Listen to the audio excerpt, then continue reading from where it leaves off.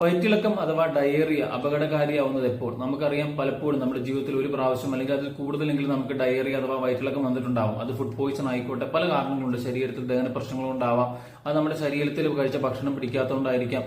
അത് 1-2 ദിവസം ഇതുപോലെ വയറ്റിളക്കം ഉണ്ടാവും, പിന്നെ അത് തന്നെ മാറിപ്പോകാറുണ്ട്. പക്ഷെ ചില വയറ്റിളക്കങ്ങൾ എന്തെങ്കിലും മാരക രോഗങ്ങളുടെ ഒരു തുടക്കമായിരിക്കാം, അല്ലെങ്കിൽ പഴകിയ രോഗങ്ങളുടെ ലക്ഷണമായിട്ടും ഈ വയറ്റിളക്കം പുറത്ത് കാണിച്ചേക്കാം. അതുകൊണ്ട് തന്നെ ഏതൊക്കെ തരത്തിലുള്ള ലക്ഷണങ്ങൾ കണ്ടാലാണ്, വയറ്റിളക്കത്തോടൊപ്പം തന്നെ ഏതൊക്കെ ലക്ഷണങ്ങൾ കണ്ടാലാണ് നമ്മൾ ഇതൊരു അപായ സൂചനയായി എടുക്കേണ്ടത് എന്നതിനെ കുറിച്ചാണ് പറയുന്നത്. ഒന്നാമതായിട്ട് ശ്രദ്ധിക്കേണ്ടത് നീണ്ടു നിൽക്കുന്ന വയറ്റിളക്കമാണ്. പ്രത്യേകിച്ച് 2 ആഴ്ചയിൽ കൂടുതൽ മാറാണ്ട്, അതുപോലെ തന്നെ എങ്ങനെയാണോ തുടങ്ങിയത് അതുപോലെ തന്നെ ഡയറിയ, പ്രത്യേകിച്ച് വയറ്റിളക്കം വിട്ടു മാറാണ്ട് നിൽക്കുന്നുണ്ടെങ്കിൽ നമ്മൾ തീർച്ചയായിട്ടും അതൊരു കൺസൾട്ടേഷൻ അല്ലെങ്കിൽ ഒരു വിദഗ്ധ പരിശോധനയ്ക്ക് പോകേണ്ടതായിട്ടുണ്ട്. രണ്ടാമതായിട്ട് ഇതുപോലെ വയറിളക്കത്തോടൊപ്പം തന്നെ അമിതമായിട്ട് മ്യൂക്കസ്, പ്രത്യേകിച്ച് കഫം കാണുന്നു, അതുപോലെ തന്നെ രക്തം കാണുന്നു. അത് ചോരയുടെ നിറത്തിലായിരിക്കാം, അല്ലെങ്കിൽ കറുത്ത നിറത്തിൽ ഇതുപോലെ പോകുന്നതിന് മലീന എന്നാണ് പറയുന്നത്. ഇങ്ങനെയുള്ള ലക്ഷണങ്ങൾ കാണുകയാണെങ്കിലും നമ്മളൊരു പരിശോധന ചെയ്യേണ്ടതാണ്.